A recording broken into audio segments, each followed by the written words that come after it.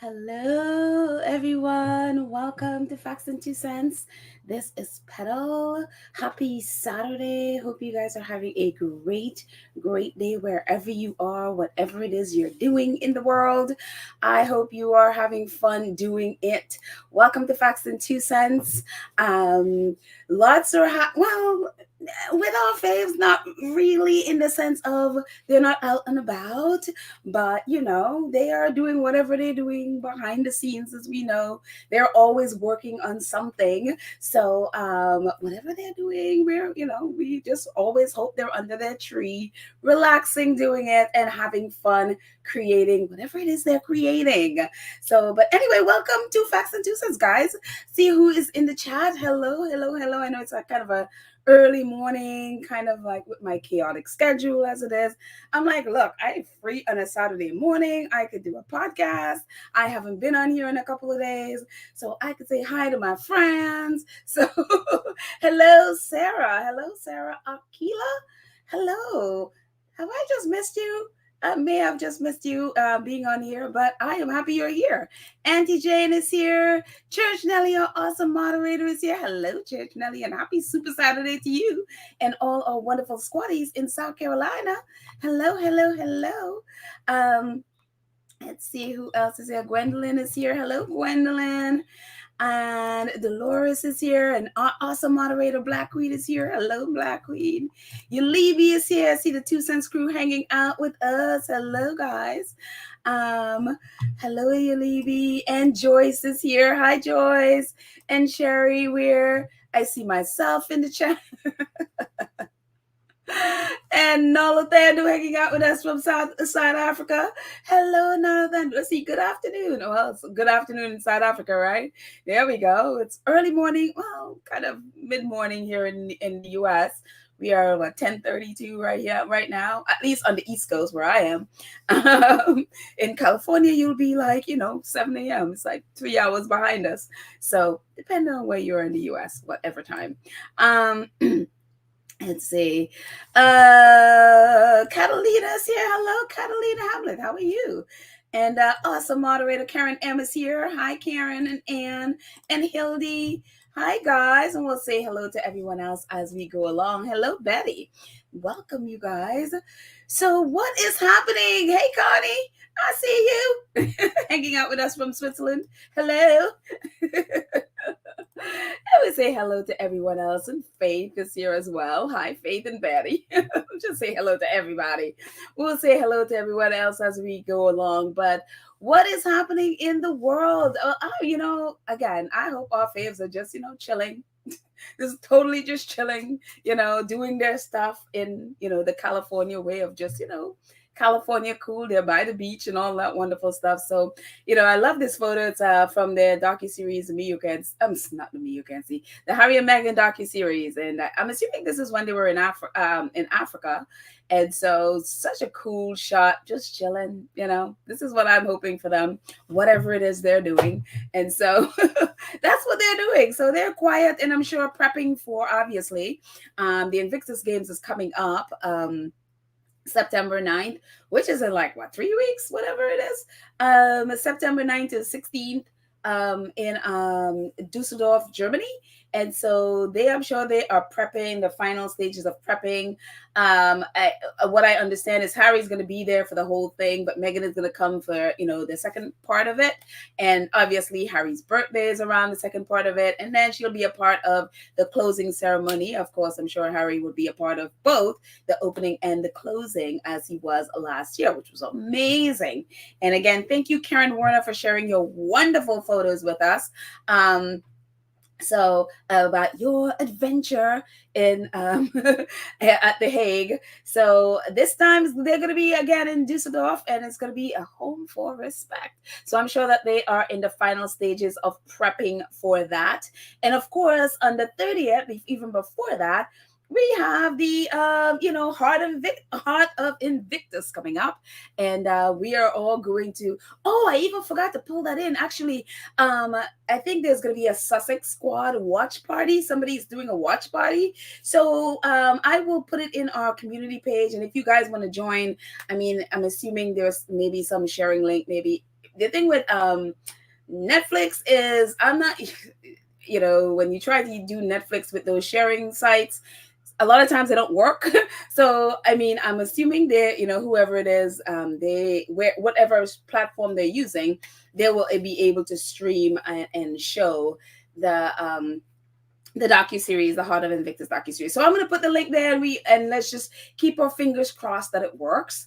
And so that would be really amazing to watch it and be like, doing it together. That would be, I think, would be really, really cool. I know there used to be like these Suits streaming parties, and so we haven't done that in a while. And so, but now, it's the Heart of Invictus docuseries coming up. So I hope everybody is all set for that and ready for that. So very, very, very exciting. I think Shutter Island is still trying to figure out how negatively they can report that. We'll just leave them to their, I'm sure, because, they'll figure out a way to do that at some point. We'll just leave them to their nasty. So what else is happening with our, the little book that could is still, out there doing its thing. We are in August? So 8 months later, 8 months later, because it came out in January 10th. And so we are now August 19th. So 8 months later, that book refuses to go away. And this week it's back to number 4 on Amazon. And it's just like, just leave Spare. Spare is just going to stay there for the entire year. There's just not a book like Spare. And so Harry Spare is back to number 4 on Amazon. And so it is amazing. And look at the reviews. I mean, 75,860 reviews, and it is still at 4.5. I would give it a 5, but that's just me being all biased and everything. So it is just so exciting, and it's so wonderful. I mean, I hope that Harry sees this all the time and just and I hope he has been following and I'm sure, as a writer, you would, you want to see that people are connecting with your book, that they're reading it, and it must just do his heart so proud, and just so gratifying to see that people are reading it and they're responding and they're telling their friends, and and so it's just really, really wonderful to see. And one of our squaddies, Books Busy, on Twitter, put together this little compilation of the Sussexes production stuff that they've done since they left their institution in the UK, Shutter Island. And it's just, I mean, when you look at it, and in terms of thinking, the narrative that was out there for like a minute, like, oh, Harry and Meghan are failures or they're flop. And it's like, can you all look at this and tell me which one of these is a flop or which one of these are a failure? And thank you, Dr. Zane, on Twitter, and for putting this together. I really like it. And I was like, oh, this is really, really cool. And the way how she put it together. And so look at all this work. You're looking at bestsellers, the number 1, record breaking. I mean, all of the things that can describe these projects. If you want to say like, okay, so the least successful in terms of viewership would be Live to Lead so far, but it hasn't had the kind of promotion that the others have had, and so it hasn't had the word of mouth that the other ones have had. But if that doesn't say it's not successful, it is an incredible docuseries. You can't base your success on how many people view it, although that's a form of it. But it's in terms of the quality of the content that they put out, this can't be matched. I mean, I ask this question all the time on Twitter. Tell me what company in the last 3 years have produced and have done such incredible a work job at their productions and the things that they've put out as the Sussexes have done with Archwell, in terms of the production and also in terms of their philanthropy. So I am like, I have yet to have someone, send me or, tweet at me at a company that has done this amount of work in that shortest amount of time in the middle of a pandemic while having a baby.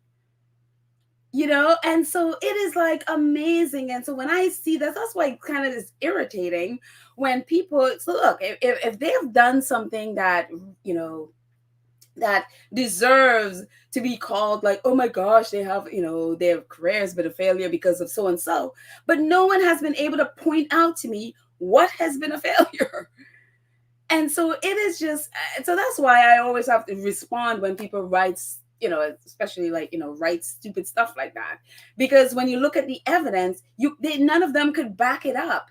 And so I know there was one of them, the one that wrote that, the flop era article, apparently wrote another article about how great Suits is doing and stuff. And squatties went after. I was about to, and then I looked at the comments. I was like, never mind. I don't even have to say a word, because squatties went after him about his lies, and they just nailed him, and to the point where he's like, okay, I'm gonna mute this thread, because he couldn't take it, because they were calling him out on his lies. And a lot of them have this, well, I didn't write the headline narrative. And it's like, no, you wrote that article, you should have fought for a better headline. I don't buy that, oh, I didn't write that headline, I just wrote the article nonsense. Yes, there are editors, or whatever, the editor of they will come up with a headline. But as someone who, for me, if I'm writing a story, you better believe I'm fighting if that headline does not represent my story. And I'm not going to be promoting it if you're going to write a headline that completely does not represent what is written in there, because a lot of people don't read past the headline. And the headline is the one that went around the world.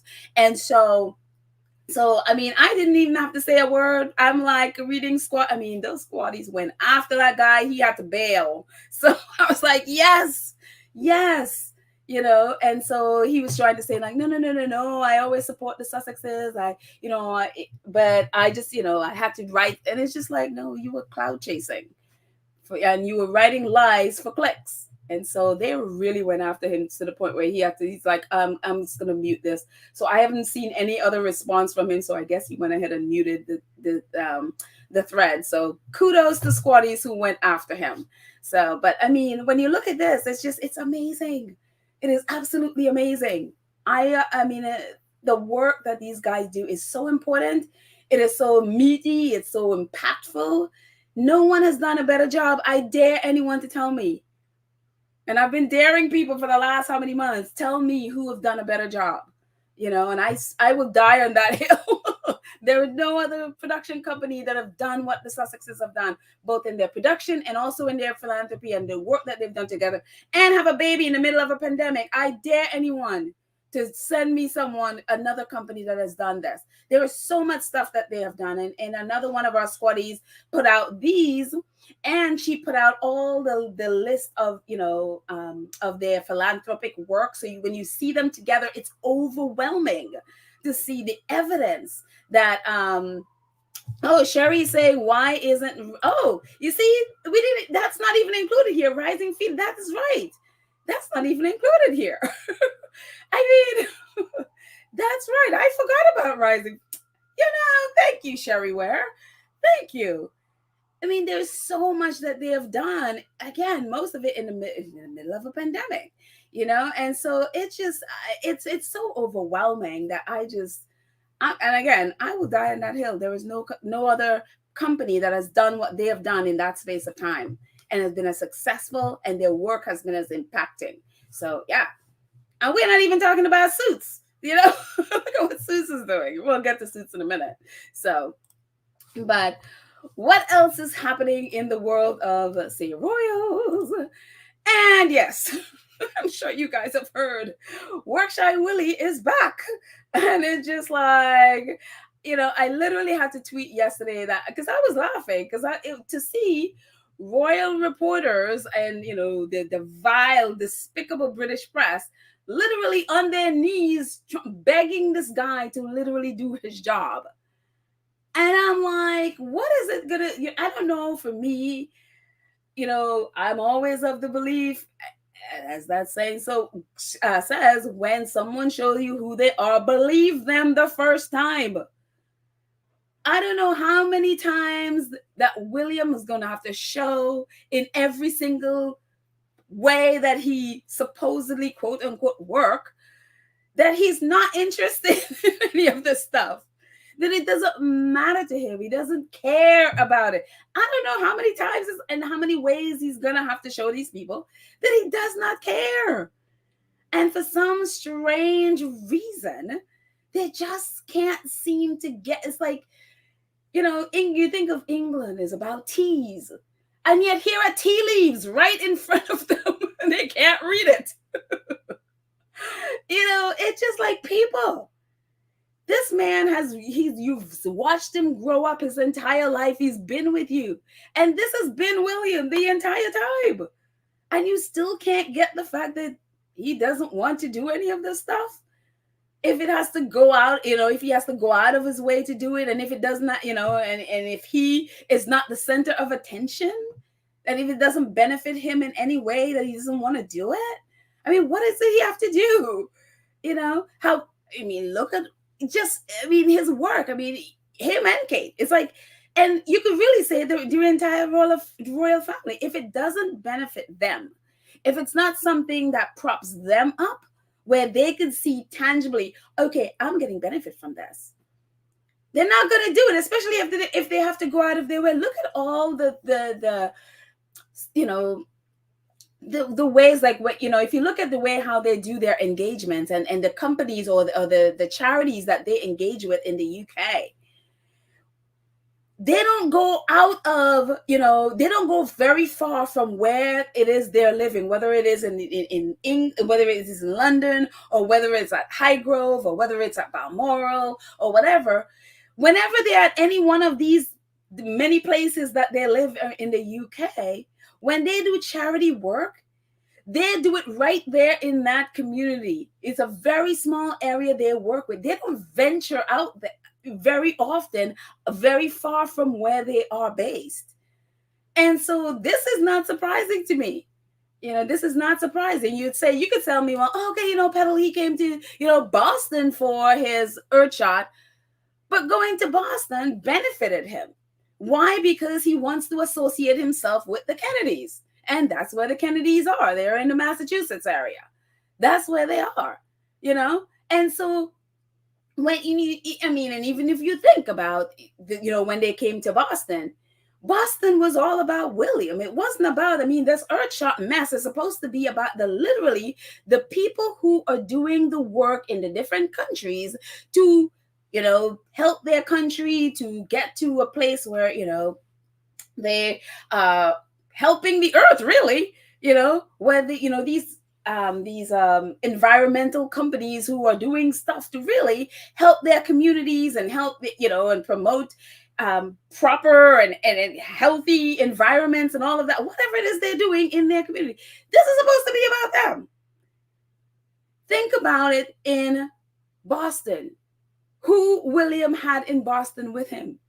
William flew David Beckham all the way from Qatar when he was out there doing the World Cup, flew in all of these celebrities from all over America, because none of them live in Boston, I can tell you that much. Flew them all in. He even flew in the green carpet. You know who didn't fly in? The people who this thing is supposed to be about. None of the contestants or the people who supposedly won this award, none of them were invited. They had to be a part of it via video link. And so this whole time it was about William meeting the president, William meeting the Kennedys, William meeting rich people, William, and that's what it was about. William and a bunch of celebrities talking about the environment, and the people who this was supposed to be about didn't get an invite. A green carpet got an invite, and the people who this thing was supposed to be about didn't get an invite. This whole thing was about William and promoting William. Well, going to Australia for the women's soccer is not going to be about William. It's going to be about the women. It's going to be about the game, whether they win or lose. William is not going to get any benefit from going there. So if William doesn't get any benefit from going there, he's not going to go there just to support a bunch of women. If it was the men, yes, he would be there. Not a bunch of women. And this again, we talk about how the royal family treats women. This speaks very much so. And even if William decided at the last minute, after he was getting all the backlash, he would have had to leave like yesterday or the day before to get there. Because I think whatever time it is now, I don't remember, but it might be already tomorrow. It might be already Sunday in Australia. So if he didn't leave yesterday or the day before, he's not getting there in time, But even if he ends up showing up, it's only because he got backlash and he doesn't want to look bad. But from all reports, he's still not going. And the funny thing about yesterday was just watching all these royal reporters and others in the UK press beg this man to go. And I'm like, it gave us a vision of what their life would be like for however long William is going to be king. I am just literally going to just sit back and watch them beg this man to do his job. I mean, he is the football president. He's the FA. and and again, this is the problem with something where you are given a role as opposed to you've earned the role. William hasn't earned any of that stuff. He's given it because of his, because he's a royal. Doesn't mean William wants to do anything, And it's just like he doesn't want to do the work. He just likes the fact that, he gets this title. And the little that he has to do, literally, show up and watch a football game. Literally, show up and watch. That's all you got to do. Even that he doesn't want to do. And so it's kind of like, people are like, oh, he's on vacation. They've been on vacation since July. I think Wimbledon, I think after Wimbledon, I don't know that we've seen, I didn't pay attention if they had anything after that. I know, I don't think Kate has had anything after Wimbledon. And Wimbledon was early July? I don't remember the whatever date the final was. We haven't seen them. They've been on vacation.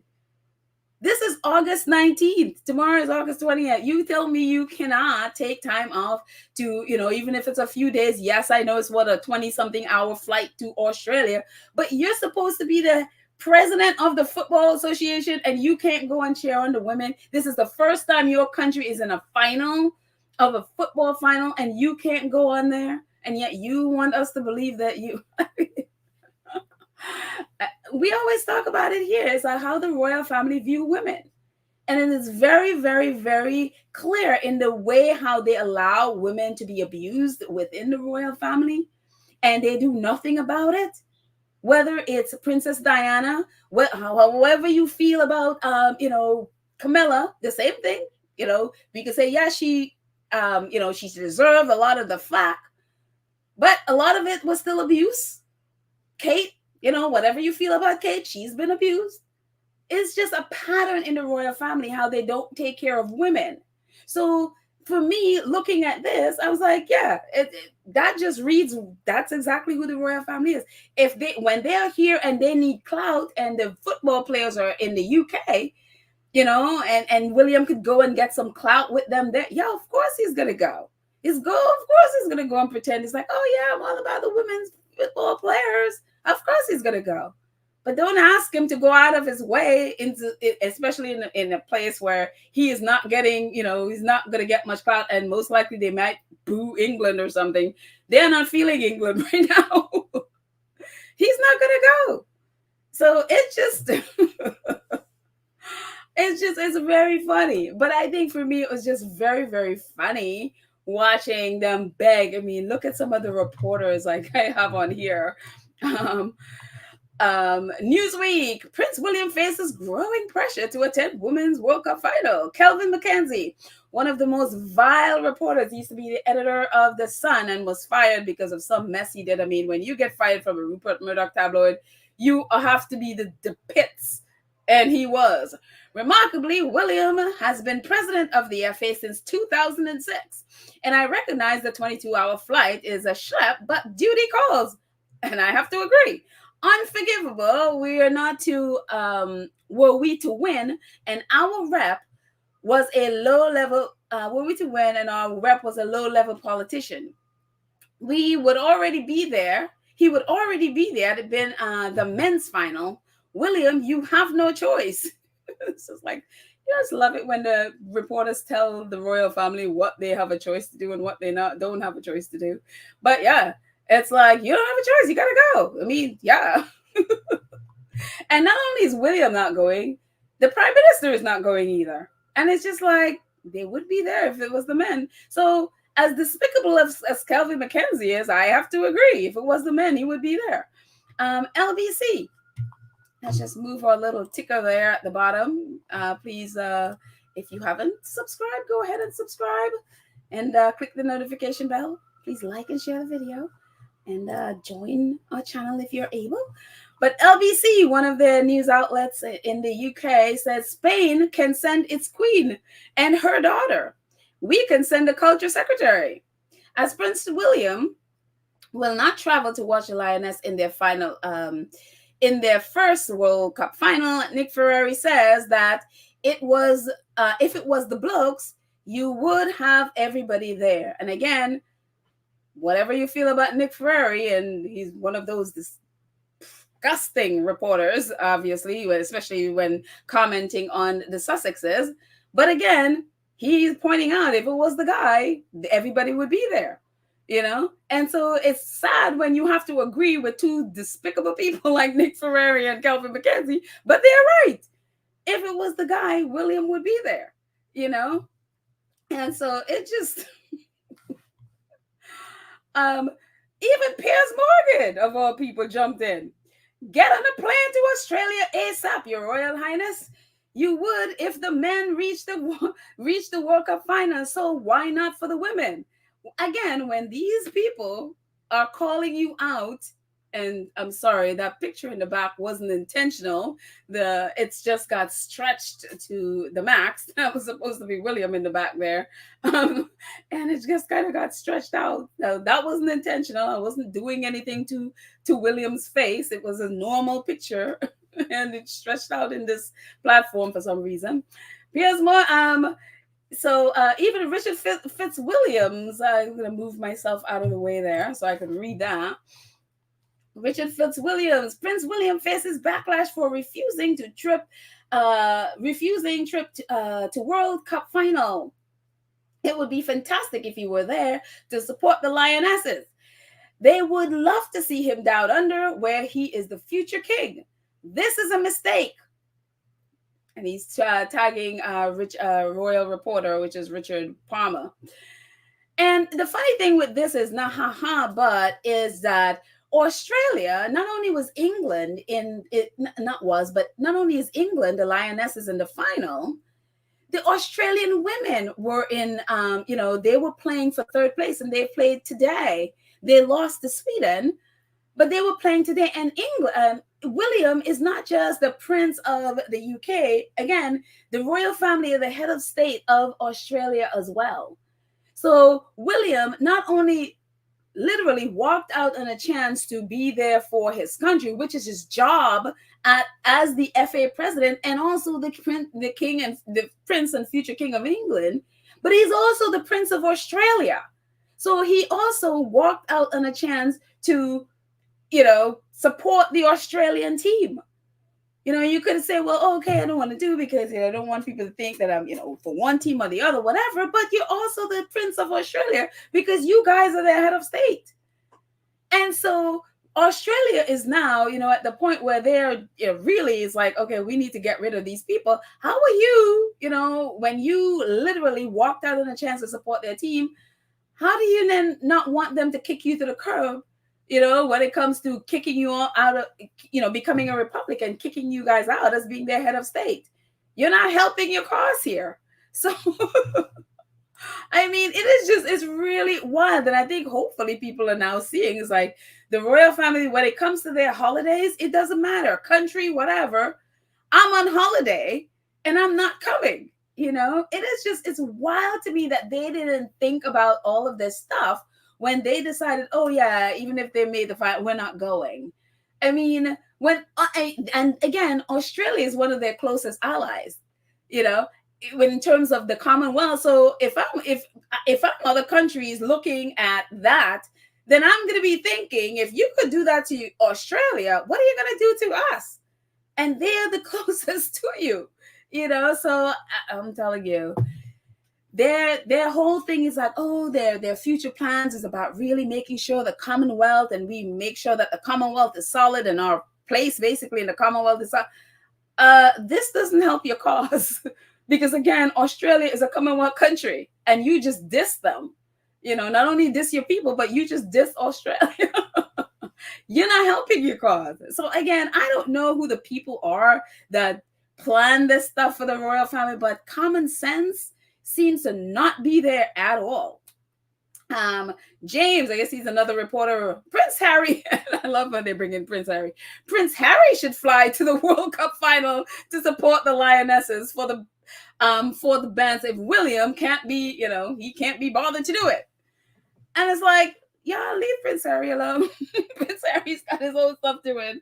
Leave, but the funny thing is one of our squaddies was very funny. She's like, you know what?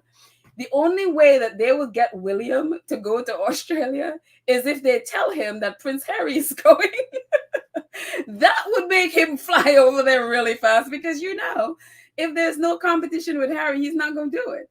But if he thinks Harry is going, oh, you better believe he would get on the plane and get there, And so, but I had to laugh. But I'm like, that is very true. That is very true.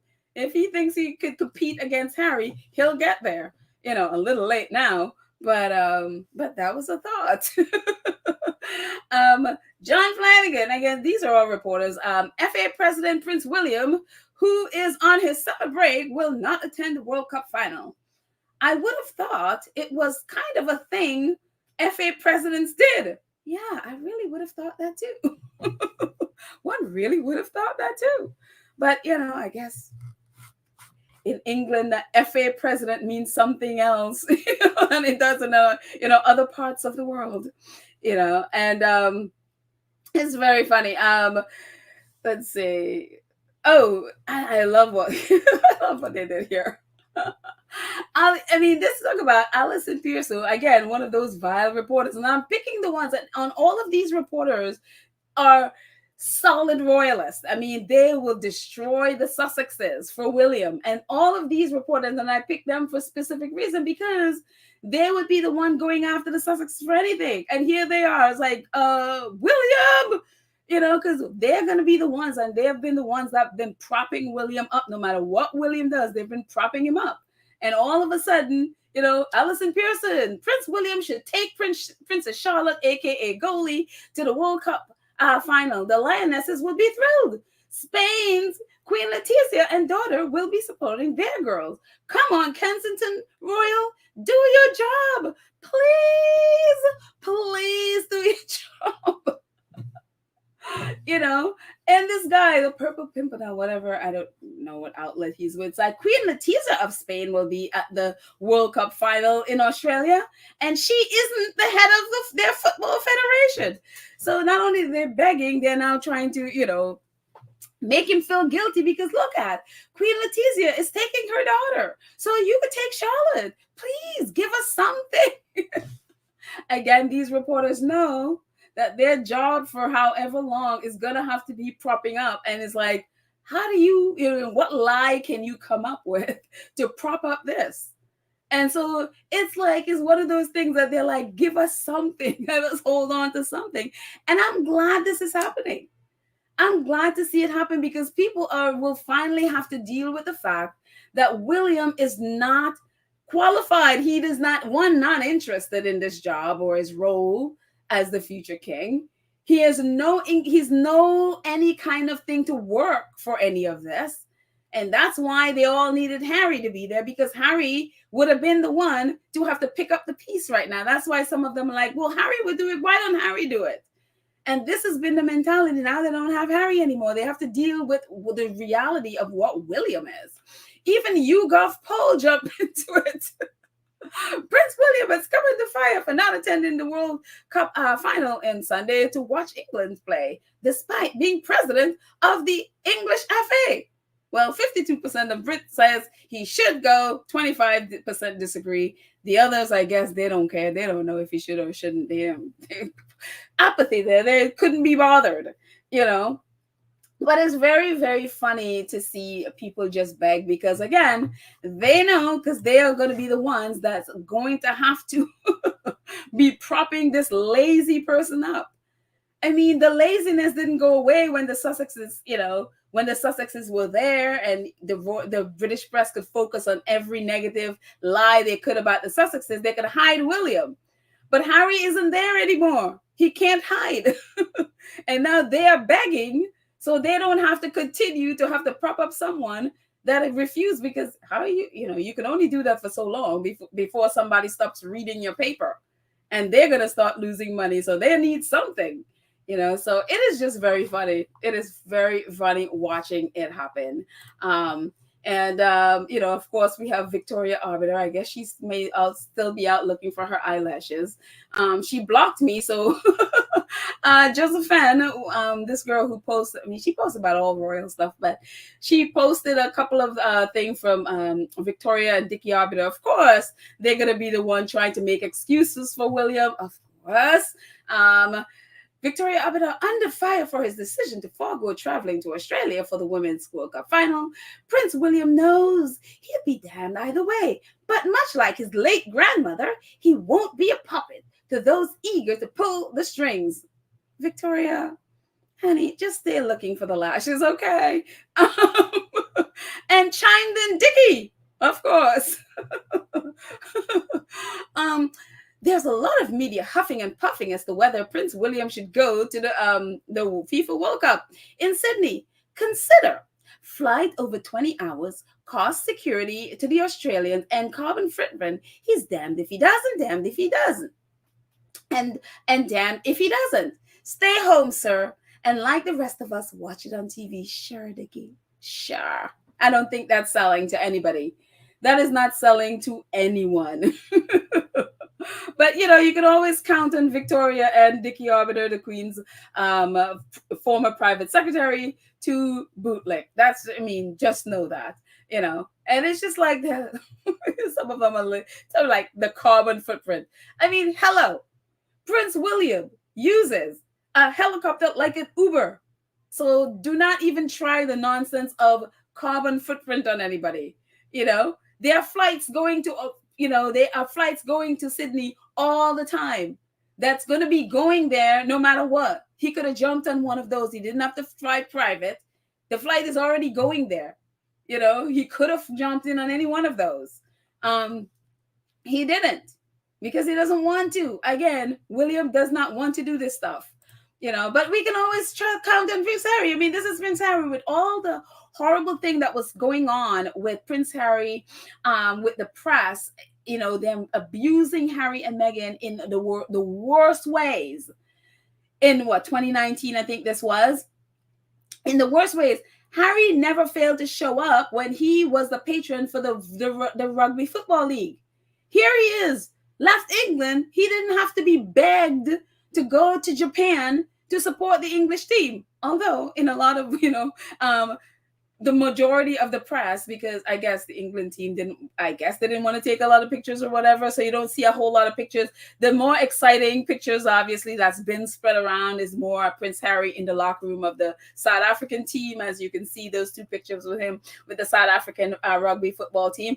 And here he is, I think that's the Japan Prince from Japan with Harry in the stands cheering on the team. But Harry, in spite of all the horrible things the press was doing to him and Meghan in the UK, Harry left and went to Tokyo to support the English team for the rugby final. And yes, they lost, but he was there. He supported them. And I think they were in another final someplace, and he went there too. You don't have to beg Prince Harry. And that's why a couple of people are like, if it was Prince Harry, he would have done it. Because they know you don't have to beg Harry to do his job. Harry will do his job.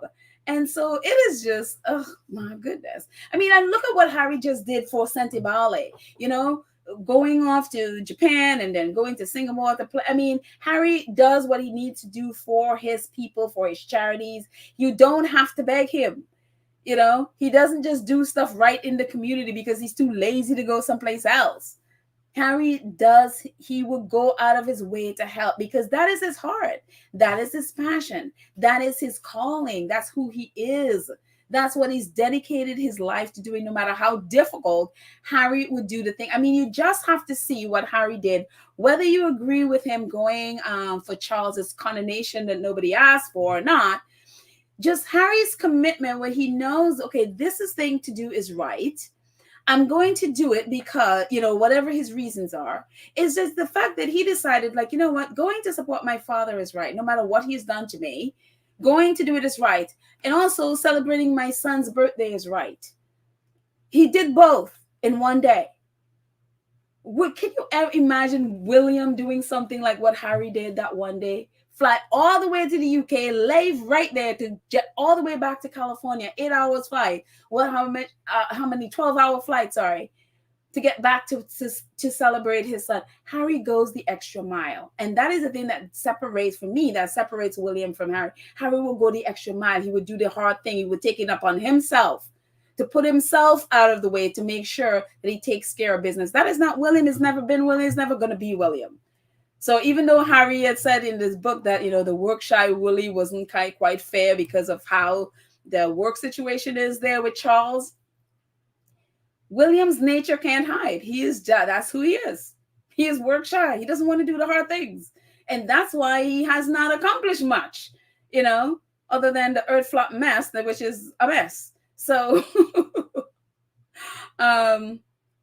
so anyways, I'm just going to go in the chat. Well, that's it for my little rant about William and his mess. So, Lumex says, she's talking to Helen. I'm so glad Harry's out on his own.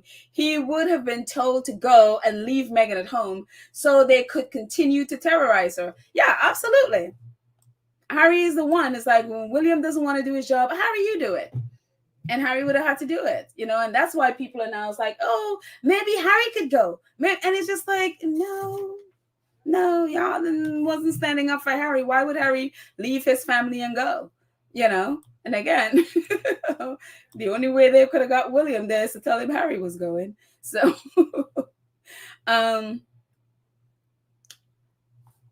Kissendor says, Dorothy Ross, that would make William move his, I don't know what that is, to go to show his face in Australia.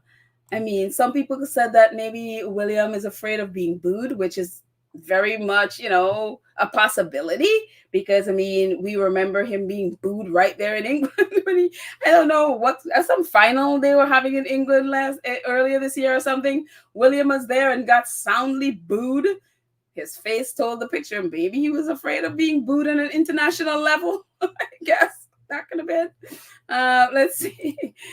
Silver says the royal family does not think ahead or with logic, because they had treated Meghan like a human being, this women's organization would have been good to assign Meghan to as a patron. So leave Harry and Meghan out of this mess. Exactly. They don't. They only think in terms of, I want to be the popular one, and I have to be the popular one in this family. You cannot outshine me, no matter what, what charity or organization have to take the hit for it. You cannot outshine me. Let's see. Let's check some more of your comments in chat. Black Queen says, seriously, I bet the UN royals, the unroyals, I should say, tell these folks to clean their arrest. They should gladly agree. To clean their arrest. I can honestly say I'm not sure what you mean. I'm not sure what you're talking about. So maybe you'll explain later down. So I will check. Anne Lewis says, this obviously shows that Harry was working his socks off for the royal family. He was doing 3 jobs, William and Kate, and his own. William is about image. His bony, lazy, now presented to be world. His bony, lazy, now presented to the world. Dumb. Again, that's why they needed Harry, and that's why they're so upset that Harry isn't there. They don't have someone to cover William anymore. Now he's exposed to the world. And that's why they're all begging him, please, we have to prop you up. Don't do this. Go. So we can, have something to, they're gonna spend the rest of their life having to prop up William. Let's see. Dolores says, this is William's way of taking our attention off Dan Wooten. Oh, our attention is not taken off Dan Wooten. This is called being able to walk and chew gum at the same time. So we could rant on William, but also stay focused on Dan Wooten, which we will today as well. So yeah, we can do both. Some people can, but the squad can. Let's see. Cecilia says, embrace or brace ourselves. They're going to write stories about Harry and Meghan for this story to go away. Of course. I mean, it's what they do. I think we're all, I think you'd be crazy to not think they will come up with some nonsense to try to make this go away. Let's see. Helen says a lot of Little Mac. Oh, she's talking to Little Mac. Lots of people are furious, including the Daily Mail readers. We talking about furious about William not going. I see some people have posted screenshots of their fans on Twitter that are not happy with William right now, because again, these people have been believing the lie. They've been, promoting the lie about all the great things that Willie, and it's just like now they're faced with the truth. So we're gonna just sit back and laugh. So sorry. Let's see. Black Queen says, RSVP 1224. It says Harry is no longer their whipping boy. That is why they are mad and resort to calling him names like traitor, despicable. Exactly. They expected Harry to stay there no matter how much they abuse, and it's like, no. Dorothy says, OMG, if Harry went to the football, it would show the world how lazy and full of rubbish the royal family is. Exactly. Yeah, that definitely is true. But again, Harry's probably is just more effective for them to sit in this and face and not be bailed out. Because sometimes you can't bail people out. You have to let them fall for them to turn and make changes with what? Because should Harry go there and bail them out, they would never change. They will, in turn, what they will do is turn around and start attacking Harry for, trying to get attention or whatever, however they try to change narratives. Yeah, so no, it's good to let them fall. Joy says they're using climate change. They're using climate change is the excuse as to why he's not going to Australia. Of course. Never mind again that he uses a helicopter everywhere he goes. That royal Uber. Yeah. Never mind that. That's gas guzzling things. Yes. They will continue to hide that. So, Sylvia says the same people throwing their backlash against the future king will turn around next week and start again they will turn around next week and start again on their target, Meghan. Of course. Of course. Because again, they as we were saying earlier, the earlier comment was, they're going to need something to try to distract people and try to kill the story. And who do they use to kill it? Usually Meghan, Harry, and Meghan. Yeah. William, Heidi Vida says, William is a joke. He's no consideration for anybody but himself. Oh, yeah, that's been William all along. Dolores says that is what happens when everything is given to you. Yep. Again, it's a difference between something that's given to you and when you earn it. And one of the things Harry always says is like, you know what? So much was given to him that he feels like forever he will be in a state of earning his position. And Harry is doing that. He's earning it. And so nobody could take that away from him. And nobody could be like, well, you just have this because because it was given to you because of your royal. It's like, no, he's out there earning it. And that's why they're angry. So anyways, moving on from William and his mess. Let's go to something more pleasant. Suits! And it's so funny. It's like news outlets around the world are all like baffled at what Suits is doing. And we've talked about this forever here. I mean, we've been talking about it for like how many weeks now? It's like the 4th week, 5 weeks now. talking about how the amazing the numbers that Suits is racking up, and it is just, again, every single week it's breaking its own record.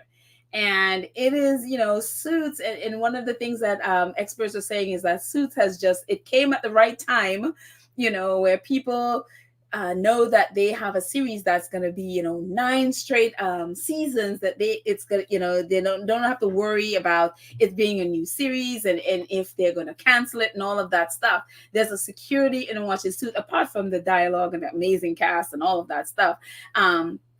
But it is, I mean, I saw like the Guardian doing a write-up about it yesterday. I mean, so many people, they are blown away by what Suits has been able to do. And so this week is no different from the last couple of weeks, because again, Suits is breaking its own record. It says, once again, Suits is at the top of Nielsen's weekly streaming rankings. The USA Network series, which concluded in 2019, but has received renewed interest since its debut on Netflix, was watched for 3.9 billion minutes during the week of July 17 to 23.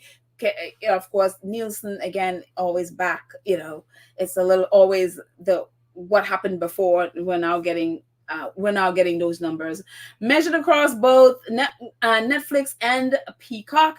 The numbers earned Suits the number 13 spot in the list of the biggest streaming weeks ever since Nielsen began measuring streaming viewership in 2020. The series also recently nabbed the 14, 15, and 27 entries on that chart.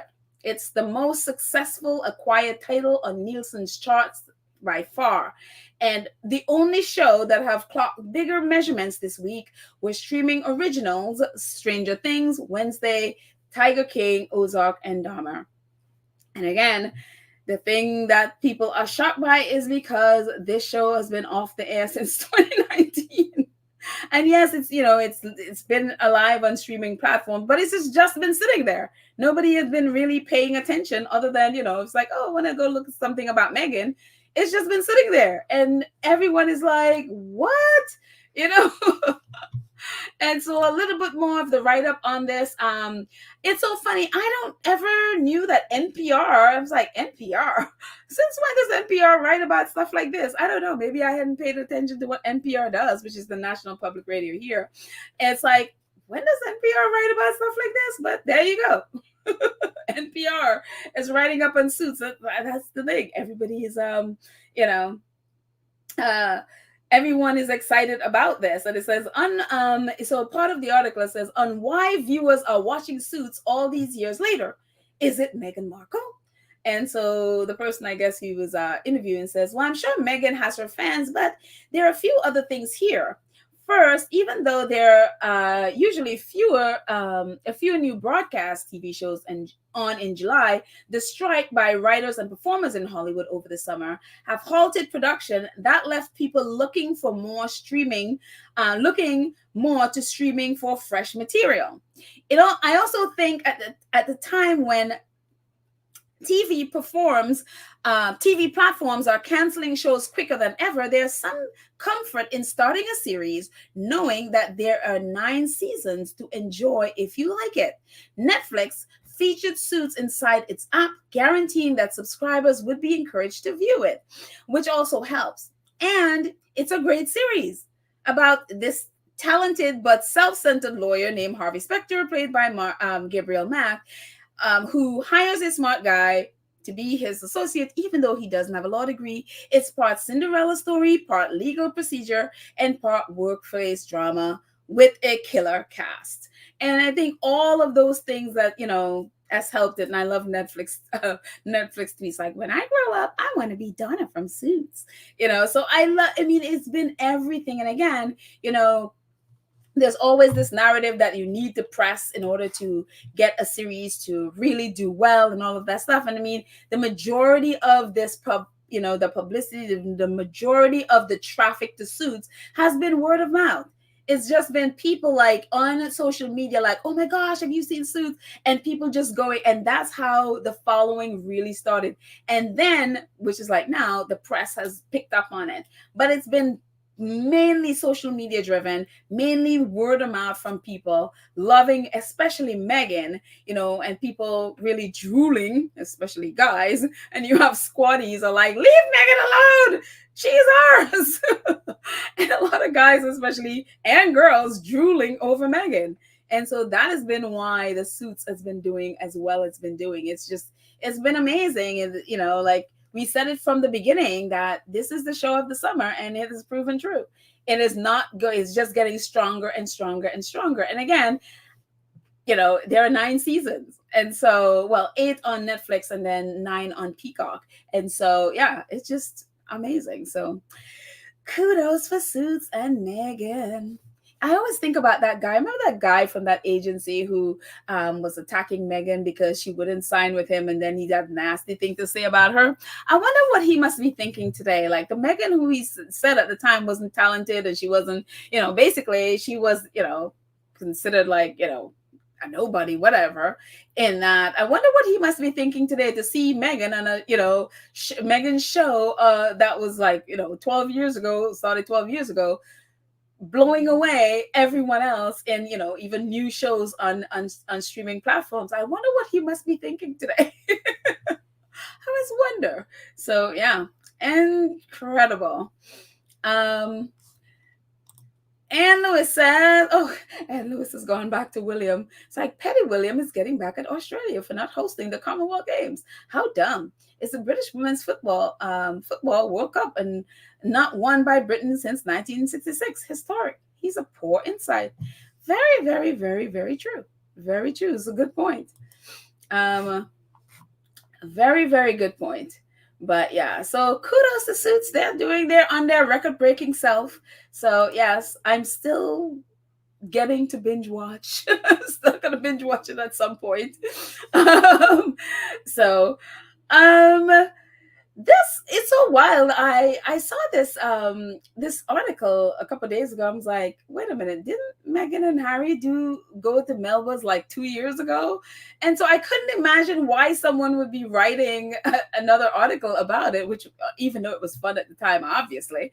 And so when I really read the article, you guys may have seen this before. Melba, who owns the restaurant Melba's, is she is going to be taking care of the food. She's going to be working, I guess, with another famous chef at the U.S. Open. So she, making the food there.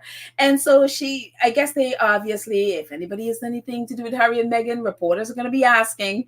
And I just love some of the things that she said about Harry and Meghan when they were there. Some of it she said before, but it was just nice to see it again, and to see she still has really great memories of when the Sussexes visited her restaurant. And one day I would love to go to Melba's, but she doesn't cook vegan stuff, so I can't eat there. But I have to go just check it out one day. I just haven't gone there. I know Pam did. She got their food and she said it was amazing, but I've never gone to Melba, so I will do that one day.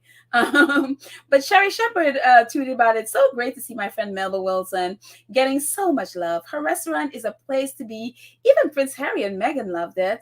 And so it's like, oh, thank you, Sherry. And so I don't know. This again, this platform sort of makes everything looks a little bit wonky, but this is a little bit about the article. So just in case you hadn't read this article before, you hadn't heard about it. So Melba, it says Melba Wilson's life completely changed when Prince Harry and Meghan went on a date to her Harlem restaurant. And Wilson told the Insider she was honored when the Duke and Duchess of Sussex ate her signature fried chicken. When the Duke of Sussex, ate her signature fried chicken with his hands. I love it. Wilson recently sat down with Insider to chat about the flavors of the Open, which is the U.S. Open that's coming up, tennis, that is, where she'll be feeding 700,000 U.S. Open fans alongside top chef like Pat LaFrieda and chop star Alex Gurashali. Hopefully that's how he says it. And she was happy to spill all the details about the royal visit to Melba's. And so this is a couple of things she says. From the moment I greeted them outside Melba's, the warmth that radiated through both of them was so genuine. Wilson said, seeing the love they shared for each other, the kindness, the way they spoke to one another, it was so beautiful. Aw. And she also says Prince Harry was like, whoa, I love the waffles with his British accent, Wilson said. And I was really honored that he picked up the chicken with his fingers. He used proper etiquette. Of course, Melba. He's married to a black woman. He's gonna know how to eat fried chicken. If he didn't know before, he knows now. She also says, I was like, whoa, Harry knows how to eat fried chicken, she added with a laugh. I was really impressed by that. Good job, Meghan. But I love it. I love even after all this time, that she still has such great memories of her time, of their time visiting her restaurant. So, I mean, I just like, oh, that's really great. So kudos to Melba's. Best wishes for feeding all those people at the US Open. I must go to see. I haven't been there in a while to the US Open. I must go there again. And of course, these are some pictures that we remember of Harry and Melba's that day. What a wonderful tour of New York and all the things they did. Of course, they were here for the event, global citizens event in Central Park, which was also amazing. So yeah. Oh, great memories of Harry and Meghan. And then there was this. I'm like, oh. So I don't know if you guys heard that, obviously before, what was it, a month and a half ago, there was all this news that Tyler Perry bought BET, and we were all celebrating and hoping it was all true. And we were just pouring through social media or any place to find out the details. And Tyler wasn't saying anything, and nobody was saying anything, and we weren't sure, even though everybody was hoping with fingers crossed. And then yesterday, we got the word. And this is what it says. It says, after at least 5 months of deliberation, Paramount Global has decided against selling the majority stake in its BET Media Group, the Hollywood Reporter has confirmed. The move to take down the for sale sign for the unit, which includes BET Channel, Streamer BET, as well as VH1 and BET Studios, follow publicly expressed interest from the likes of mogul Tyler Perry, Barron Allen, Sean Diddy Combs, and others in acquiring a majority interest. The Wall Street Journal earlier reported Paramount's decision to end the bidding process for BET. And apparently Paramount wanted $3 billion. Tyler Perry was offering $2 billion, and they could not get to a place where they can compromise on it. So Paramount took down the for sale sign. And it's very interesting to me because the people that were, at least it makes me go, because the people who really were there trying to buy it were all black men. And, and I don't want to say that there's a race element, why, that happened, why they didn't continue to, why they didn't sell it. I mean, obviously there's a $1 billion gap there between the 2 and the 3 billion, but I'm like, I don't know. I kind of feel some kind of way about that. One, I think too, because I really, really wanted Tyler, because I know his passion for the Black community and Black entertainment, and I knew he would have done great things with it to benefit our community. So as is, Paramount has decided to take down the for sale sign, and BET is not sold to Tyler or any one of these guys. So yeah, that was, and again, I look, I'm here with Tyler. Don't be paying more than you need to. If it was someone else, that wasn't Black, would they have taken the $2 billion? They always wanted Black people to pay more than they need to be paying. And, Tyler is a big, he's an astute businessman and knows what things are worth. And so, yeah, $2 billion is a lot of money. So anyways, so who knows what will happen if the opportunity will come again for Tyler to get it. But as of now, Paramount decided not to sell it. So we will see what will happen in the future. So anyways, I think, and yeah, we were talking, someone mentioned Dan Wooten earlier, that, William is doing that, so we forget about Dan Wooten. No, we're not forgetting about Dan Wooten. Dan Wooten, Alex Troops, who was the boyfriend of Dan Wooten, who basically outed him as Martin Branning.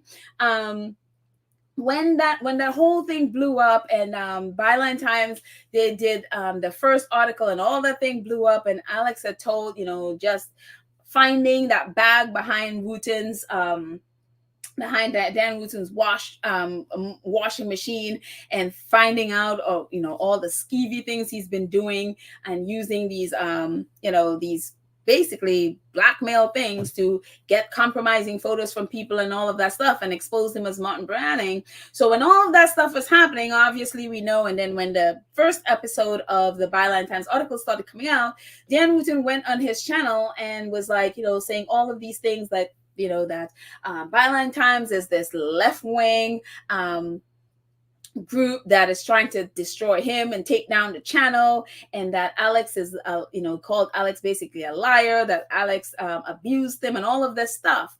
And so at the time, Alex posted on Twitter like, this is false, this is a lie, and obviously Byline Times is not this blog, this right-wing blog, and dark forces and all of this crazy stuff that Dan Wooten was saying to his how many thousands, or how many of his viewers, and also his people on social media that follow him. All of these things that are, when he did that, people started attacking Byline Times. So, they tried to hack them. Somebody put blood on one of the reporters' cars, and all of this stuff. They started getting hate mail and phone calls, and all of this stuff started happening, where they had to bring in the police. So because of what Dan Wooten did, when that whole thing blew up, and so because he was saying all of these things about Alex decided now to really complain to Ofcom, which is like the organization that oversees to make sure they're kind of like they're the ones that make sure that there are no violations and all of that stuff for the television side of things. And so Alex is now, he decided that he's going to file a complaint to Ofcom. He said, so this is what he had said when Dan Wooten did that, that news sort of, oh my gosh, they're trying to destroy me monologue that he did on his show when all of this stuff blew up. So Alex, that day when he did that, Alex says, this evening, Dan Wooten has said that in his lead segment on GB News that I abused him, and I have made up some of the serious allegations just to get him canceled. This is false. I stand by every word I have tweeted. This story will continue to develop after hearing from others. The full truth will come out. So yesterday, Alex tweeted, it says, my complaint to Ofcom about the unhinged GB News broadcast on July 18th. So he has filed a complaint with Ofcom, and again, Ofcom is the body that oversees the TV side of things in the UK. And so this is a little bit of his letter. It says, I'm writing, so dear Sir Madame, to Ofcom. He says, I'm writing to make a complaint about a recent episode of the Dan Wooten Tonight program that is broadcast on July 18, 2023 at 9 p.m. on GB News. This broadcast made live viewers of the show on TV and is still available, being promoted on a broadcaster's own social media network, including its YouTube channel. The specific segment of the program in relation to which I am now writing to complain about begins at 5:36 and ends at 11:40. That's on the timeline of the video. This segment was given the very highest prominence in the program by GB News as the first item of a program supposedly covering news and current affairs. In this segment, I am identified but not named as Wooten's ex-partner. During this broadcast, Wooten makes several accusations about me that are false, that I was abusive in our relationship, notably by an ex-partner who I was previously abused by, which is what Wooten said, that I am undertaking some sort of ongoing plot to ruin him, and what Wooten says, and who by on the campaign to destroy my life. This is what he said on the program.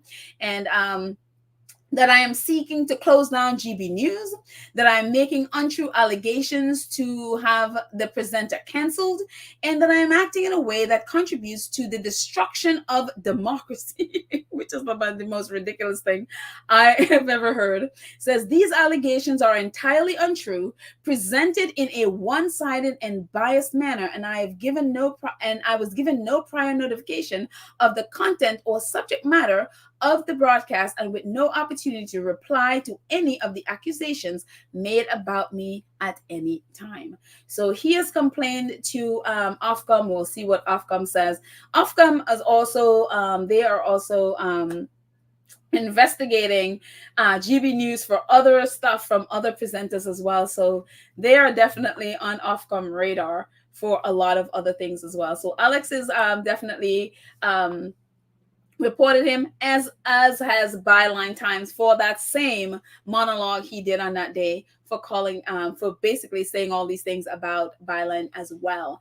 And so Byline Times did an update yesterday about the scandal and the overall and how it was received and how the British media has responded. And a lot of the things are what we've been talking about here as to why the media has been mute about what Dan Wooten has been doing, and what he's done so far, and their responsibility to make sure that it doesn't happen again. It's like, again, well, let's look and see what Byline says about it. It says the media scandal the media didn't want to touch. Byline Times will keep exposing dark forces, according to Dan Wooten, dark forces. The Wooten scandal was an open secret in the press for years, but it wasn't willing to go near the story, and it still isn't. Why? And so the editor of Byline Times, Hardeep Matharu, wrote this piece yesterday. She says, exposing Dan Wooten's scandal was a long time in the making. The TV presenter's behavior, like so much else, has been an open secret in the established media for some years. But unlike other big names in his profession, the press wasn't willing to go near his story. It still isn't. Why? The reaction to our revelations about Wooten catfishing tactics, which he used to trick and bribe men into providing sexually compromising material, has reaffirmed to me why Byline Times is so badly needed. Wooten's career has taken him inside the newsrooms of the country's most powerful tabloids and given him privileged access to celebrity, monarch, and scandal. It is in the public interest, then, to expose how he has used his power and influence and how his behavior has impacted the individuals he targeted, as well as contributing to a wider toxic media culture. But while Byline Times investigation has received coverage in some mainstream outlets, they are yet to delve very much deeper into the story themselves. Private praise from surprising quarters and plaudits behind closed doors have come our way, but finally lifting the lid on this secret scandal. But publicly, the response has been muted. As Byline Times co-founder and executive editor Peter Jukes observed in this month's print edition, there is a key problem with the proprietors and senior executives of other news organizations when it comes to covering Wooten's story. They're either historically complicit, scared of what information the former Sun and Mail online columnist still holds on them, or worried about their future working relationship with Wooten and his current employers, GB News. And so we have the silence of the lambs. And I think the bottom part about, because we've talked about it here so often, why, including the BBC, which again has a new scandal going on with one of their people doing sort of the same kind of nonsense, showing explicit photos of someone who I guess who was supposed to interview on the BBC or something like that.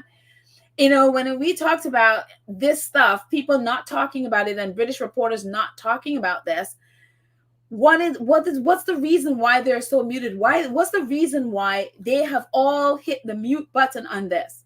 And for me, one of the things I talked about before is that I really believe that Dan Wooten is not the only person in the British press. I refuse to believe that, as a matter of fact, that Dan Wooten is the only person in the British press who's been doing this.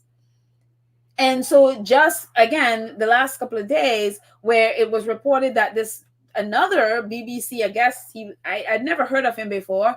He's one of their top broadcasters, was, or had, in fact, I think it happened a couple of years ago. They were showing explicit photos of some of the guy, and it was just like, yeah, this pattern in some form or another has been going on with different reporters in the British press. So everybody, when they see Dan Wooten being exposed, nobody wants themselves exposed, so everybody hit the mute button. If they don't say anything, then nobody's gonna know what they have done. And it's been really, really sickening to watch. And so because nobody would say anything, none of this is going to be fixed. Because Dan Wooten still has a show, and he's going his merry way, attacking the Sussexes all the time, as he's always done. His guests that usually come on his show to attack the Sussexes are still coming on his show. Nothing has changed. More people now know what he's doing. And as Byline said, some people have privately come to them and applauded them and thanked them for their work on exposing Dan Wooten. But these people have not publicly said anything. And so nothing is going to be done. I haven't heard about, Byline Times gave, I think it was a 30 or 38 page dossier to the Metropolitan Police about what Dan Wooten has done, including some of those things are crimes. They are criminal. Recording someone without their knowledge, that's a crime. You don't do crap like that. And as of today, we haven't heard that the Metropolitan Police has they have any official investigation going on. And so this started coming out early July. We are in the middle of, or just passing the middle of August. Nothing. We have heard nothing. So again, my thing is, what does, not only what Dan Wooten may have on his colleagues and his bosses at these news outlets, what does he have on the police as well? Because I would assume the goal is to target as many people in power so that if anything happens to him, he has evidence to take out anybody. Why has the police said nothing? And we've talked about this with the Metropolitan Police and these white men in power, not just Dan Wooten. We think Prince Andrew. We think, Phil Schofield. We think Hugh Edwards. Whatever you think, we just keep hearing, oh, there's nothing criminal. Oh, there's nothing criminal. Oh, there's not. And it's just like, how much of this have you really investigated? And even if there was, what do you say? Because here is Dan Wooten, literally he's committed, some of this stuff is criminal stuff. And they have said not a word. And it's almost like they're waiting for this to go away so they don't have to deal with it. The same thing they do with Prince Charles, the same thing with the cash for access, cash for honors. Powerful white men, the Metropolitan Police just hang on to it, and hope that people just, forget about it. And they can claim, well, no one in the public is interested, so we're squashing it. Because it's all about does the public really need to know? Do they care about this? If they don't, we're not going to pursue it. No matter if it is, if the person is guilty or not. No matter if it's a criminal offense or not, that seems to be their attitude when it comes to rich white people in the UK. And it's so funny, we talked about the same kind of thing in Jersey Island. That's the same way the police and they work in Jersey Island. It's just, they all have the same pattern when it comes to this sort of thing. And it's just like, so we will see. I mean, Byline Times, they're going to keep reporting. I mean, I'm sure they have more stuff that, to bring out. But I'm glad that they are, talking about the fact that Dan Wooten, most likely have a lot of dirt. And I don't believe Dan Wooten was working on his own. I simply don't. I do not believe that, because he was too open and brazen about this. including using Rupert Murdoch's money to pay people that he was doing this stuff. You don't do this kind of stuff with, in a vacuum. You just don't do that. They're, whether it's colleagues or those who were above him that know and were benefiting from this, whether it says, I don't believe he did this by himself. I believe that there are others who were doing this with him, including, I think it was Alex was saying that, especially when he was using, when he was paying people, to do these videos from money from the Sun. And he said other colleagues and friends also did it for him. And so that's, for me, it's like, yeah, there are others involved in this. And those others are still in the UK press, and that's why they're mute. So I wouldn't be surprised if more, if Byline Times cast a wider net to figure out which colleagues or whomever or boss or whomever were part of this and were helping in this. Again, I don't believe Dan Wooten was the only one. And that's why they're protecting him. And I don't think they're literally protecting Dan Wooten. I think they're just protecting themselves because they don't want to go down. Because if he goes down, they go down. So, and I don't believe if Dan Wooten goes down, he's going to protect any of them. So, yeah. So I think they probably think better off to just not say a word. But it's very, very, very interesting, and I mean, we just read this before, and, and again, I mean, it's worth repeating, it says the key problem with the proprietors of and senior executives of other news organizations when it comes to covering Wooten's story is that they're either historically complicit, scared of that information that the former Sun and Mail columnists might still hold on them. And maybe this is a warning for those, senior executives and proprietors that Byline Times may have stuff on them. That's the fact that they put that out there like that. Don't be surprised if we get, if they have already cast a wider net and can name people who, those senior executive and proprietors of those news outlets. Don't be surprised if they know. I wouldn't be. So, yeah. But I'm glad they listed them specifically, that they are complicit in it or just afraid of what he has. So they have to shut up because they don't know what he has on him. So, yeah. Anyways, so we will see. We will see. But Joy says, Dan Wooten was inside Willie's inner circle with Jason Knopf and Simon Case and that other guy. He may have info on them. Yep, I wouldn't be surprised. Again, he went to school with Jason Knopf. They went to the same university. So yeah, I wouldn't be surprised. I mean, you look at, this whole thing is like it seems like all areas of whether it's the government or the royals or the press, it's such an incestuous group that they're all interconnected in so many ways. So that's why you see stuff. I mean, it just it hurts your head because you would think like, the press is supposed to be there to hold them accountable. And then you realize, oh, wait, the press they're intertwined with them. And they're, for example, why you see all of them going off, all these government officials going off to Rupert Murdoch's party. You see these royals going off to Rupert Murdoch's party. They're all in the same cesspool together.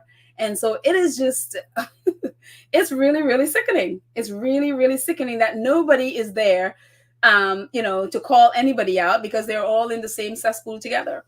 Lydia says, hello, Lydia, awesome moderator. Lydia says, Byline Times did a great public service. They did. And they're doing it. They continue to do it. And not even just on this topic, on so many other topics that they cover, but they really, really do, journalism without fear or favor. They're not, like, oh, we're right wing or left wing, whatever. They just call the truth no matter what it is and let it land where it lands. And that's who they are. And so they're not biased in any way against anybody. So, or biased for anybody. This is a story, no matter who it is, this is what the truth is. And I like that about them. So, yeah. And that's what journalism is. That's what it should be. Except that's not what the British press is. So, there you go.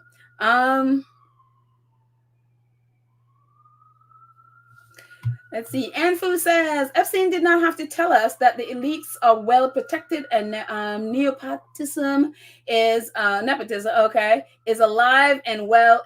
Example: Dan Wooten, Chucky, and his cash for medals, with rice bags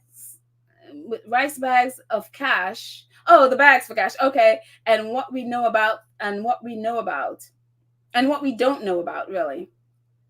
Okay. But yeah, I mean, it's like the cash for access, cash for honest thing. How long has the police have had that? And they're still there. I mean, they waited until Prince Charles became King Charles, and now he is immune to any. They can't charge him for any of that stuff. So he's never ever going to face, any kind of consequence for that at all. I mean, the most that they will do is throw people under a bus. But if any of his people ever face anything, I don't think anything will happen to them at all. They will find a way to just leave it there and hope people just forget about it and not do anything about it, which is what they've done.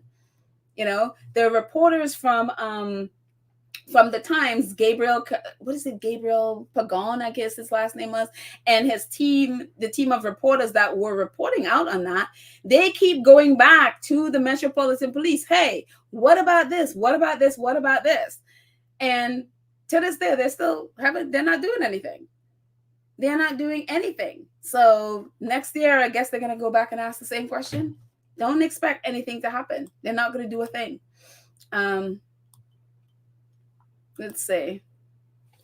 Little for Sussex says the Met has its own other issues exposed. In my honest opinion, they are complicit with the Dan Wooten matter. Would I be surprised? No, absolutely not. Absolutely not.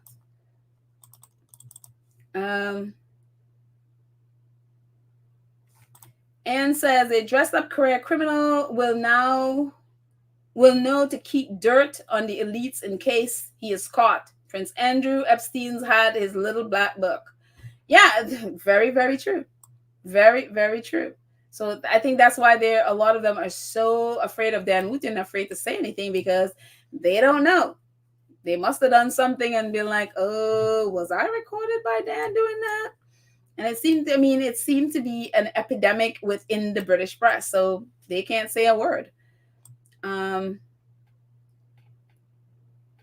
Let's see.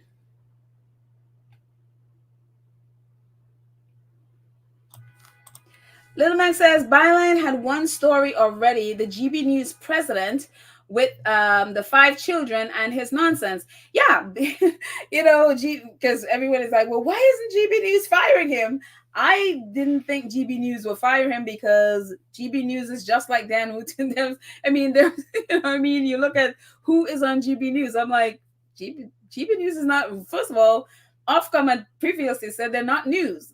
It's like a tabloid propaganda channel. It's not news. So I didn't think GB News would fire him at all. But of course, we had no idea that the GB News, as Byline reported, as Little Mac is reminding us, that the owner of GB News also has his own sexual harassment history, and which Byline Times exposed as well. And so, of course, they're not going to fire Dan, because why? When the owner is in pretty much the same boat, and we don't know that he has been basically blackmailing and recording people illegally, but he has his own sexual harassment history and paid off the person who he harassed. And so what is he going to tell Dan Wooten? So he basically, they're in the same boat as far as I see. Let's see. And I think you're it today. And says the Met Police witness statements normally and conveniently disappear. It is known. Obviously. Yep. Let's see.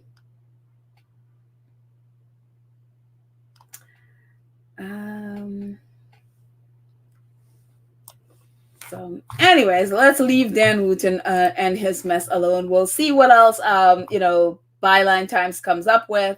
And in the meantime, nothing's happened to Dan Wooten at all, in any sense of the word. And if you think, if you ever wonder why stuff like that, nothing happens to the Dan Wootens of the world and the Jeremy Clarksons of the world, one just has to read, check out Rishi Sunak, who is the Prime Minister of the UK, and who he is quote tweeting. And so I don't know the whole thing about A levels and all that stuff. I don't know the whole drama about that. But Jeremy Clarkson tweeted this thing, and it says, it's not the end of the world if your A level results aren't what you hope for. I got a C and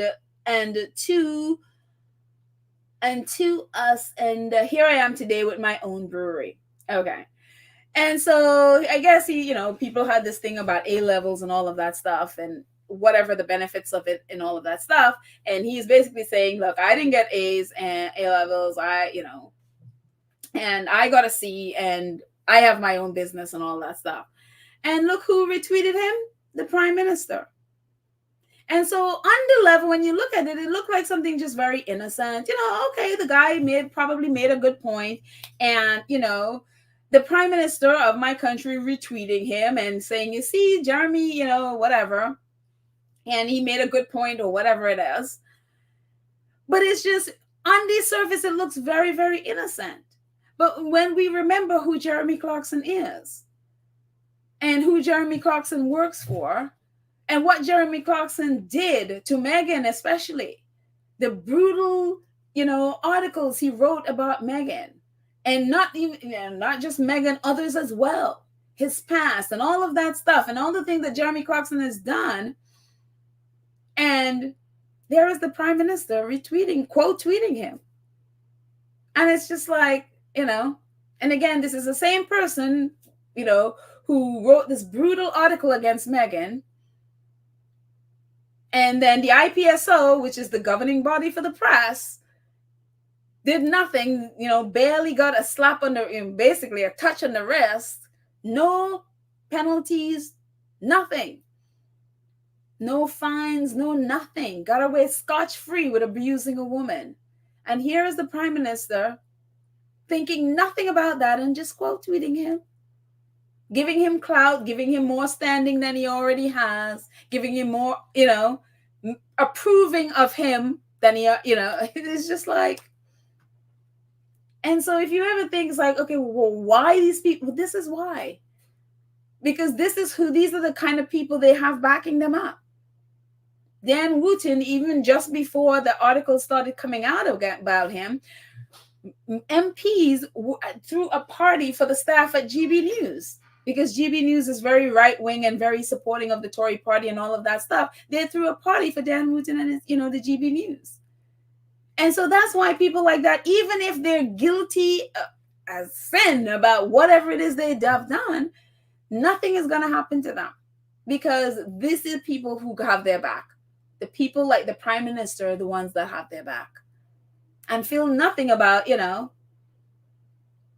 we never heard of him, going after after Jeremy Clarkson for what he did. Didn't call him out, chastise, nothing. But here he is, quote tweeting him. And so again, it doesn't matter what these people do. They will never see any consequences for what they do, because these are the people that back them. Unbelievable. And finally, leave Shutter Island. Well, leave that negativity at Shutter Island. But the wonderful Meghan Harry, who is also a friend of Harry and Meghan's, and obviously their photographer. And the one thing about Meghan is he is just, it's so incredible about him, because I think he said like 4 years ago was the first time he picked up a camera. And he is now a incredible photographer, photographing for Vogue, and does a lot of celebrity photographs, and he is amazing. And Meghan has done his first film. He is now a filmmaker with David Oyelowo, who starred in this film. And it was amazing. I think they did it. I think probably when he came to California or something, they did it, I am assuming. But he's like, so he tweeted about his film. He says, to be able to make my first film with one of the great actors of our time was an extraordinary privilege. But there is something more going on with this collaboration. From the first day I met David Oyelowo, It felt like we knew each other from another place, another time. Unspoken conversation from a simple glance on the set gave me so much confidence, and his central performance goes to a place that lives beyond the screen or stage. This man gives us something far more sacred, and so it's coming soon to Netflix UK. So yeah, Netflix is getting in Harry and Meghan's Friends. That's awesome. And also Holly Shorts, I'm assuming Hollywood, a short film festival in Hollywood. But it is so, I mean, congratulations, Misan. So incredible. Such a positive person out there. You know, he was also an ambassador for Save the Children. So he's always doing a lot of work with that, really going out, spreading the word about protecting children around the world. And so it's so great to see him do this again. You know, as he said, he just literally picked up a camera. His wife bought him a camera 4 years ago, and he is doing amazing. His photograph of what's the guy name that plays football? Very famous black guy now. Oh, all of a sudden I forgot his name, but he is now in the National Portrait Gallery, and literally his picture is right next to Prince Charles's picture.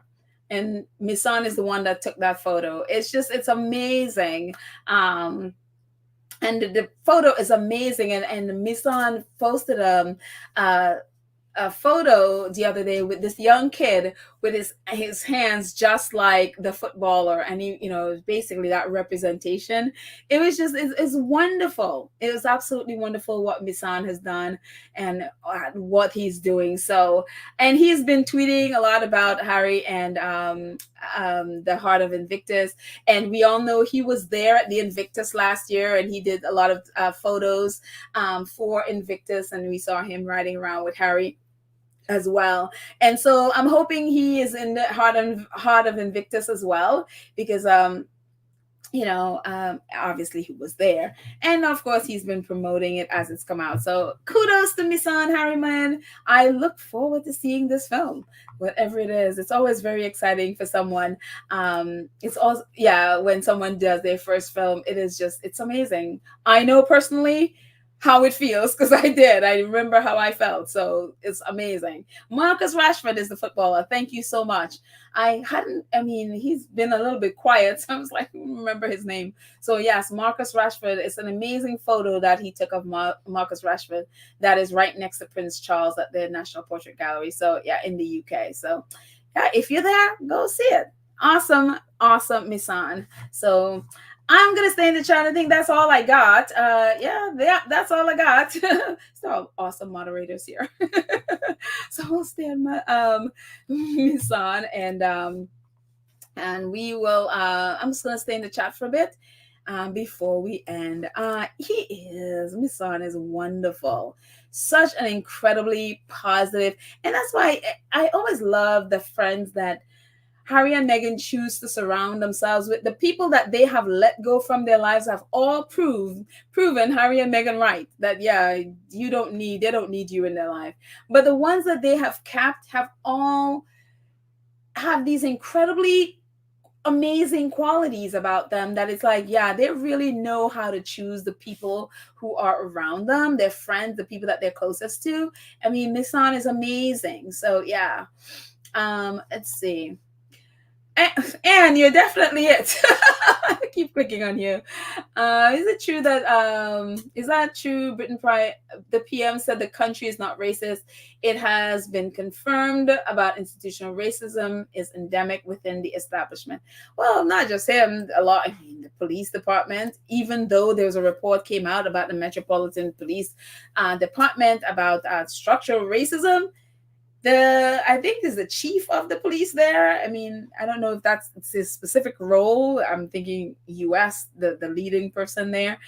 He basically refuses to accept that the Metropolitan Police is racist, that it's, he refuses, even though all the evidence is right in front of him. They literally did a research on the police department and presented him with the research, and he refuses to believe it. And they're still surprised that, oh my gosh, we just arrested someone who was part of a WhatsApp group saying racist stuff about the Sussexes and other. I mean, they did do a report about y'all, and they did say that, even though you refused to accept it. It's unbelievable. um, let's see. Cookies and Cream, our awesome moderator. Hello, Cookies and Cream says that is why the Unroyals association with Danita Wutina Murdoch and the racist British press needs to be plastered all over social media and let it trend. Believe me, it is all over. It is so all over. Yep. But I think people are apathetic. They, people know. They just is like, okay, oh well, whatever, and they don't really care. And that's the thing. If people really cared, stuff would change. But a lot of people just don't. So yeah, there's just this thing. Well, oh well, they're never going to change. We have no power to do anything, so let's just forget about it and pretend it's not happening. So yeah. Lit for Success says the PM wants acceptance in the old boys club. Very true. He better remember there is a place under the bus for him. We see how with even how he is with the Royals and stuff. Yeah, he wants to be accepted. So it's kind of like one of those boot-licking people. They would lick boots until, they at least think they're going to get accepted. They're not. They will never be accepted. But, the Royals and stuff don't mind having their boot licked. So there you go. Let's see.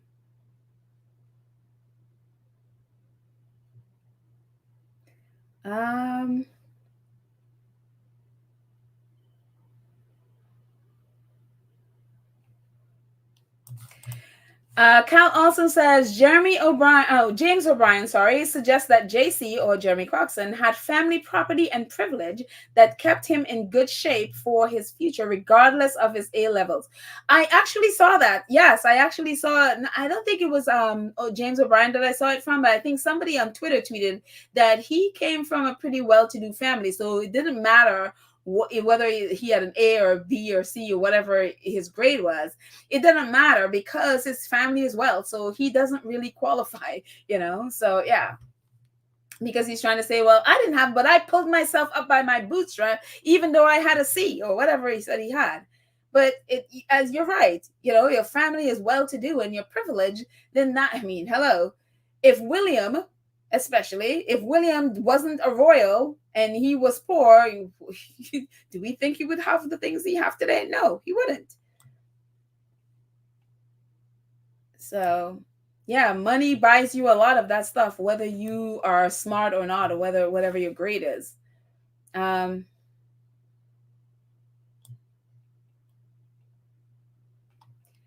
see.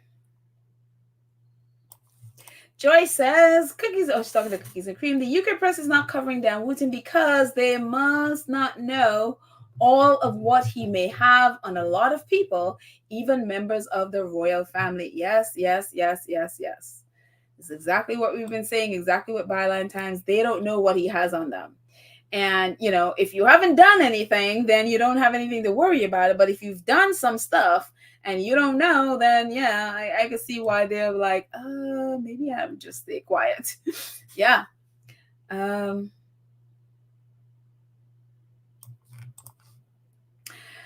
Cookies and Cream says the racist British media is suppressing the information about Dan Wooten. They're not covering the story whatsoever. Very true. I don't believe this is the only stuff about Dan Wooten that's there. There's a lot of the stuff that Byline Times talked about. It's been out there in the public for a while. It's been out his, what he's been doing and with men. People have been talking about this for quite a while, for years, some of it. And so none of it was really shocking in the sense, like we didn't know the Martin Branding stuff, we didn't know the details, but so sort of the overall of the story has been out there for a while and nobody was saying a word about it. And, and even the ones that have quote unquote covered the story, they've only covered it from the angle of Dan Wooten denied he's done anything illegal, or the Mail on Sunday is doing an investigation about it, and the Sun, or that the Mail stopped, publishing his articles. That's the only angle they've covered. None of them have really gone in, as Byline Times have said, none of them has really gone in on the stories that were in those articles to dig deep into them. They have not, they've just done the surface of it. And even the Guardian, they put out an article about one of the guys who came out and talked about what Dan Wooten did to him. That just was in the Guardian, and I think Byline Times, tweeted about it. Nobody else really covered it. So they have been, even when they have so-called covered it, they haven't really, because none of them have gone in depth about what actually the story was about. So in a lot of ways, they are not covering anything. They have been mute. Even when they have said something, they've still been mute. Let's see. Yasmin Page. Hello, Yasmin. I don't think I've seen you here before. Yasmin says, they didn't look into the future. The royals have no one as nimble and flexible as Harry. Harry went to Japan even though he had a baby at home. He went and did his duty. Yes, yes, yes, yes, yes, Jasmine. Yes, absolutely. Because Archie was months old when Harry went, and even in the face of incredible hatred from the British press, with the help of some in the royal family, Harry still went to Japan and was there for the team, and so it just they definitely don't look to the future. It's all about, well, I need to be the most popular. Well, take the popularity today. So there you go.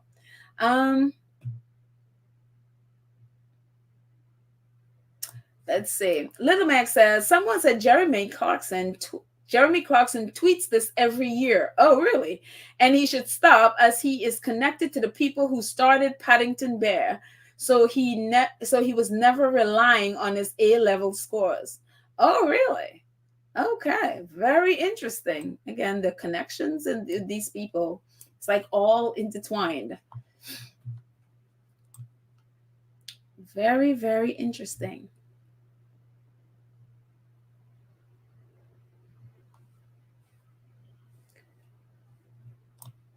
Let's see. Bonnie says, Rishi Sunak said the UK is not racist.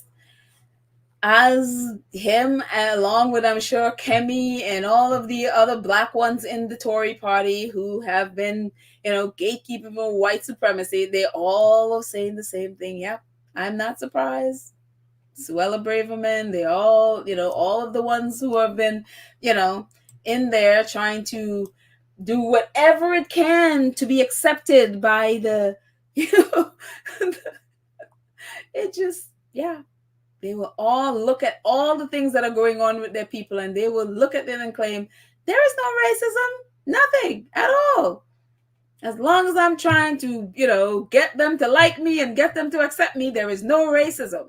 We see it here in America as well, Black politicians, Black Republicans, they will tell you the same exact thing, So it doesn't matter what they do to Black people, as long as they get accepted.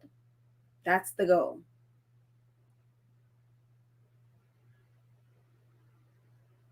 Let's see. A couple more before we end.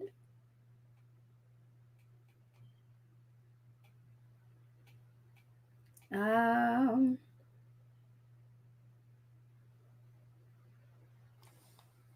see.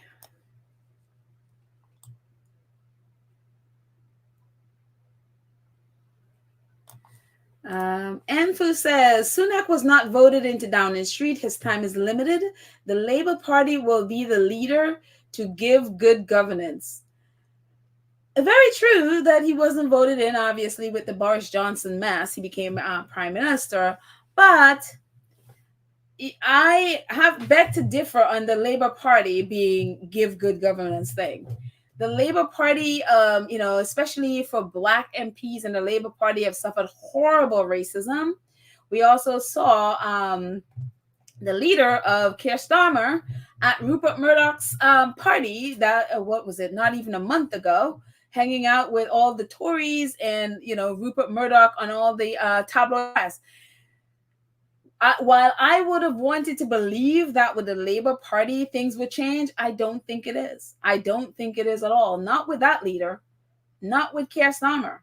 I don't think the tabloids are going to remain the same. I think all of this, he bows also, he's also a royalist. He's not going to change anything. And so I don't believe look, I want to be wrong. I hope I'm wrong. But from what I've seen from, him, I don't think he's changing a thing. In a lot of ways, he probably is more Tory than he is Labour at this point. So yeah, I don't believe he's going to change a thing. If you are a royalist and you're in bed with Rupert Murdoch, nothing is changing. You know what I mean? You just change a person at the top. You just replace the South Asian one for the white one. That's all that is for me. I don't think anything is changing in terms of, the laws or changing in terms of the press or anything like. No, I don't think anything like that is changing at all. Connie, thank you so much for your super sticker. Thank you. And your other super sticker. Thank you so much. I appreciate your support. Thank you. Let's see. Yalibi says they're incredibly lost by pushing away Harry and Meghan. They're going to regret it. I believe they already do. I'd like to think they regret it, but I think these people, they have no self-awareness. And so if you're living in a bubble where people are always, propping you up with lies, I mean, gosh, they literally did a supposed poll that everybody's laughing at, where William is the most popular person to basically unite the world. And apparently this is in the US, I'm sorry. This poll was done in the US, and apparently Americans pick William over all of these world leaders. Since when is William a world leader? I don't know, but I don't know when that happened. But they literally picked William over, whether it's the president or, Zelensky and all of these things. William is the person. So when you're living in that kind of a bubble where people would do stupid stuff like this, like prop you up in this way, I really believe they think they're doing okay. I think they really, really believe that. And so when you have a press that would, no matter what it is you do, that they would write these glowing nonsense about you, then it's hard to not believe it. So again, they're in that kind of a bubble. I don't believe that there's any regret there. You know what I mean? It's like for them, they're doing fantastic. No matter what the world outside says, because they're not paying attention to the outside world. They're just in their bubble with their tabloids telling them they are perfect. They've never put and especially if you're Kate Middleton, you've never put a foot wrong at all, in any sense of the word. You're perfect. And that's what they choose to believe. So yeah.